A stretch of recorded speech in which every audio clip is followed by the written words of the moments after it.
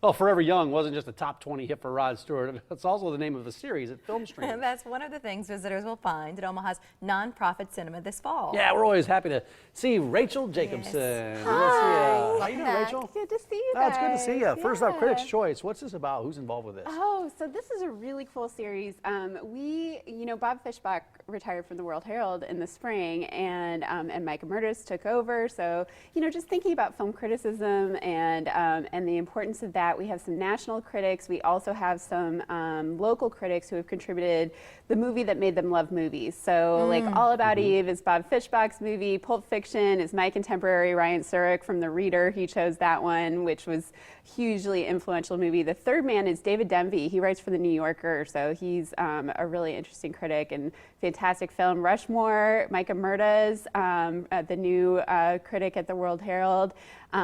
He's a little bit younger, so you can see the generational impact. This critic from Chicago named Tasha Robinson chose Brazil, which is an insane movie, totally bizarre. From the mid-80s. Yeah.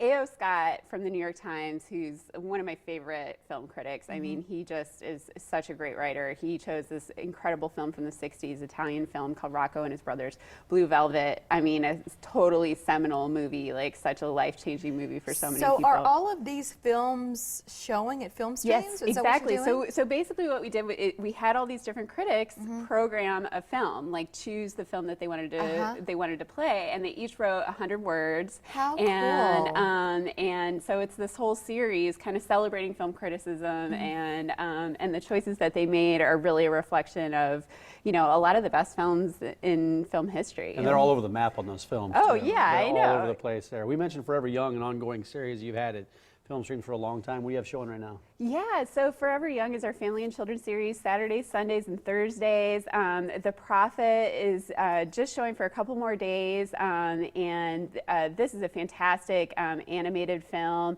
Back to the Future trilogy. So Back to the Future Day is October 21st. That's the day that he went to October 21st, 2015, and Back to the Future. It's so funny now the Cubs and the World Series chatter and the whole thing. It's crazy now. I know, it's so funny. Yeah, and Ghostbusters for Halloween, which is fun.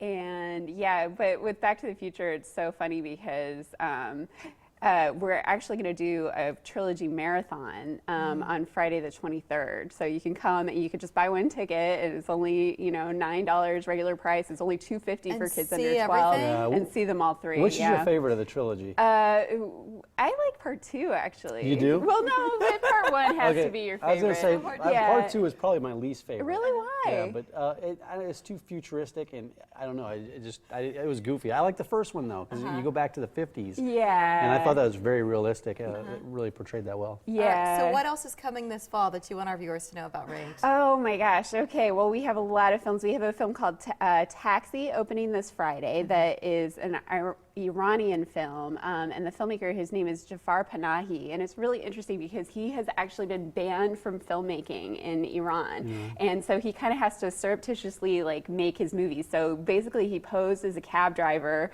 with a camera in his car and went around town, and some of the people in his cab were just getting in randomly, and some of them are actual actors, and he kind of set it up, but you don't really know who's who. He's filming these in Iran? He's filming them. He's the cab driver, and he's really, he's really in danger. He's been under house arrest. He's been banned from filmmaking because he's really spoken out against the government and said some controversial things, and so people.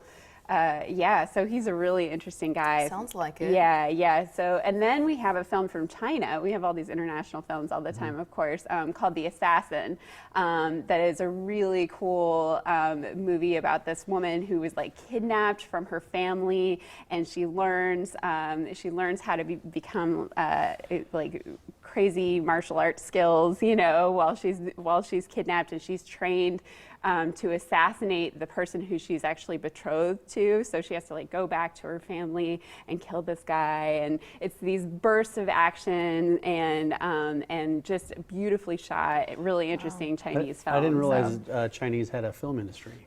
Yeah. They do, huh? Yeah, absolutely. Yeah, there's some really interesting films coming from China. So, and there have been. Yeah. Before the break, Mike mentioned He Named Me Malala, which has gotten a lot of buzz. That's showing now. Yeah. He Named Me Malala is showing right now. It's, of course, about Malala Yousafzai, who was shot by the Taliban and recovered and won the Nobel Peace Prize. Yes, fighting for education around the world. Such an incredible person. She was 15 when she was shot. She's 18 now, and it's the documentary. It was made by Davis Guggenheim, who did An Inconvenient Truth, and he did Waiting for Superman. So he does a lot of the bigger stories, and just really powerful. It kind of really gets an intimate portrait of her family and everything else. Where was most of this shot at? I think it's following her life, so it's kind of, and I know obviously she's been in the it's kind United of, States and so it's just following her around everywhere that she goes, and so and some of it's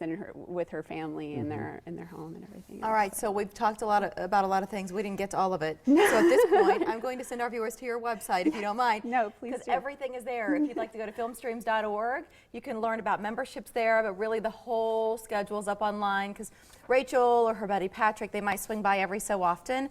But if you're really into film as art, not just a way to pass a few hours, but this is a passion of yours, Film Streams is such a smart place to plug into. It is. Rachel, thanks for coming. Thanks for having me. Good to see you. Always fun. Thank you. Guest in the Morning Blend.